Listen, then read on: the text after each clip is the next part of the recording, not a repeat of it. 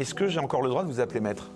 Vous pouvez. J'ai été suspendu à quelques jours du procès où je devais défendre 3 des prévenus contre Brigitte Macron, enfin que Brigitte Macron a intenté contre des citoyens français. Elle a fait arrêter 10 citoyens français. Ça. Oui, pour avoir ri d'elle et d'autres billevésés. Et elle a fait arrêter, en fait, sur instruction d'une procureure, enfin, elle a donné instruction à un procureur.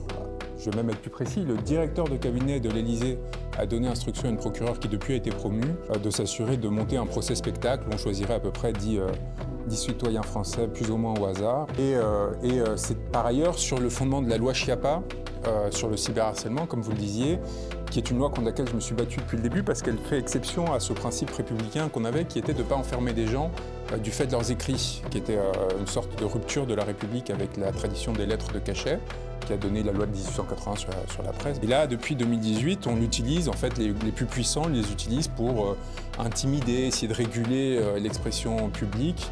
Et donc Brigitte Macron l'a utilisé, alors que quand même c'est une loi qu'on a fait adopter au départ pour protéger théoriquement les adolescentes en difficulté dans les cours d'école. Et enfin, c'était ça. Vous estimez que vous êtes victime d'une persécution politique? On est très bien parti là pour... C'est-à-dire qu'on a quand même un dirigeant politique, Emmanuel Macron, qui est en train de finir sa carrière et son mandat, sa carrière politique, parce qu'il n'aura pas d'autre mandat, en faisant arrêter des concitoyens pour prouver que sa femme n'est pas un homme.